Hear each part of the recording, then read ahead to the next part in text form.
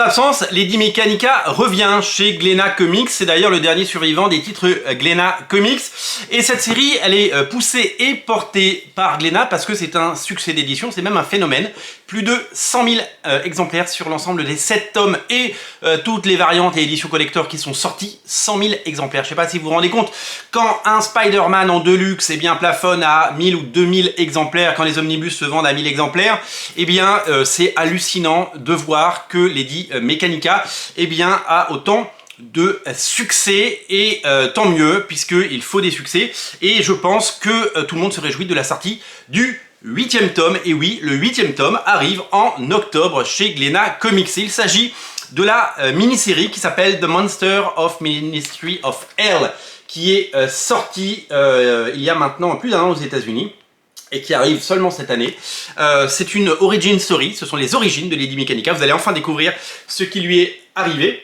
C'est une mini-série en 4 parties qui est écrite et dessinée par Joe Benitez. Souvenez-vous, il n'avait pas fait le tome 7, Sangré.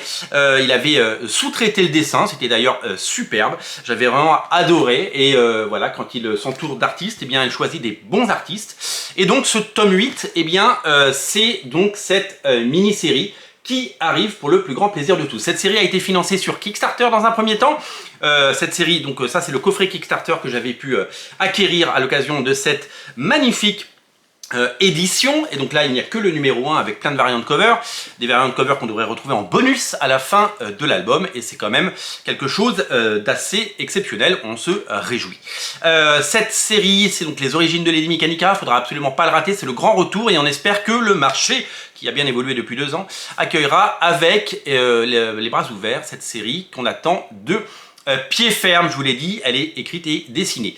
Sur Kickstarter, cette série a remporté, je crois, 136 000 $. 136 000 $, ce qui a permis de produire cette mini-série et donc de payer artistes, coloristes, lettreurs, imprimeurs et qui a permis à Joe Benitez de vivre confortablement de son travail. Et c'est ce qu'on aime, c'est que nos artistes, les artistes qu'on aime, puissent travailler et puissent avoir le fruit de leur succès. C'est un succès en France, c'est un succès en Allemagne, c'est un succès également aux Pays-Bas, et en fait c'est un succès assez mondial, Lady Mechanika, ce qui fait que l'ensemble des royalties, l'ensemble des droits d'auteur font que cet auteur arrive à réussir à faire de sa création quelque chose de rentable et profitable, et c'est tant mieux, et c'est vraiment une formidable nouvelle. Donc le tome 8, c'est ça. Le tome 8, c'est ça.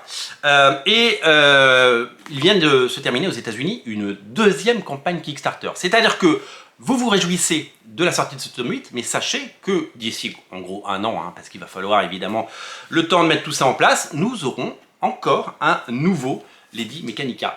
Je vous montre le premier numéro de la nouvelle série qui s'appelle The Devil in the Lake #1. L'édition que j'ai entre les mains, c'est une édition assez incroyable puisque c'est l'édition, c'est le numéro 1, donc vous voyez c'est le numéro 1, et c'est une édition signée par Joe Benitez qui a été éditée à l'occasion du Comic Con de San Diego. Dans ce numéro, on retrouve Lady Mechanika et on retrouve donc le numéro 1. La campagne Kickstarter, elle est assez folle puisque elle a regroupé les épisodes 1 et 2. C'est-à-dire que moi j'ai la version avec le numéro 1, et il y a une sorte de complete edition, une sorte de double comics qui devrait arriver, puisque je pense que il est prêt et qui devrait pas tarder à nous arriver. Eh bien, vous avez le numéro 1 et le numéro 2. Ce sera une mini-série en 4 parties, et ce sera évidemment ce qu'on appelle le tome 9.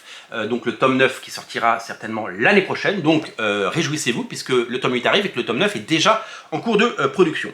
Une des particularités de ce comic, c'est qu'il n'est pas dessiné par Joe Benitez, mais il y a une invitée de marque, puisque c'est Sia Hum qui dessine cette nouvelle mini-série. Sia Hum, vous la connaissez peut-être. Alors en France, elle n'est pas très connue, parce qu'il y a peu de choses qui sont sorties. Sia Hum, elle a dessiné Phasm, un volume, je crois que c'est le volume 7 ou 8, et puis elle a fait sa propre série qui s'appelle Lola Xoxo. Il y a eu 3 tomes de Lola Xoxo, et c'est inédit en France, et on espère qu'un jour ça sortira.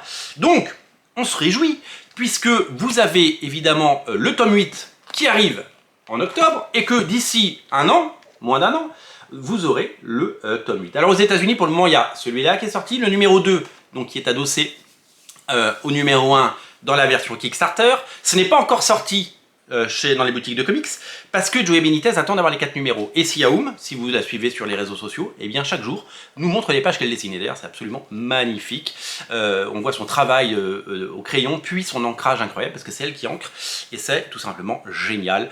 On se réjouit véritablement de cette future sortie. Donc voilà, donc Lady Mechanika, le tome 8, le voici, le voilà. Le tome 9, ce sera ça. Et ce sera pour, on en reparlera bien entendu, une fois qu'il y aura les 4 numéros, eh bien on pourra évidemment commencer à espérer une sortie française chez Glénat. Vu le succès de Lady Mechanika, ça sortira sans problème, hein, on n'est pas sur une série qui est en danger, on est véritablement sur une série qui a un succès et qui rencontre un public. Reste à savoir si ce public répondra présent en octobre, mais c'est une autre histoire et nous en reparlerons très bientôt. Je vous rappelle donc que Lady Mechanika est disponible dans ce format-là chez Glénat Comics. 7 tomes sont sortis, tous disponibles. C'est une série géniale, c'est une série à découvrir. C'est une série absolument somptueuse. C'est une série inspirée et inspirante, graphiquement époustouflante, qui va vous retourner le cerveau. C'est évidemment la magie et le talent de Joey Benitez, formidable scénariste et dessinateur qui a créé ce personnage, sorte de Sherlock Holmes au féminin avec des bras mécaniques à la recherche de son passé et qui va, comme Indiana Jones, de péril en péril pour des missions à droite à gauche et qui c'est un savant mélange d'aventure et d'héroïsme et avec un personnage féminin fort. C'est super cool et c'est graphiquement époustouflant. Voilà, c'est une série à découvrir. Le tome 1 est un succès phénoménal, plus de 25 000 exemplaires vendus. Et je vous invite à découvrir cette série si ce n'est pas déjà fait, puisque les 7 premiers tomes sont disponibles et que le 8e, donc, le 8e arrive en octobre. Voilà, vous savez tout. J'adore vous faire un point sur cette série parce qu'elle est chère à mon cœur, comme vous le savez. J'aime la collectionner en VO et j'ai un plaisir fou à la découvrir en VF à chaque fois. Je vous invite, bien entendu, à vous régaler et je vous invite, bien entendu, à sauter dessus. Ça s'appelle Lady Mechanika. Commencez par le tome 1, vous ne serez pas déçus et vous allez certainement plonger. Parole d'expert. Salut.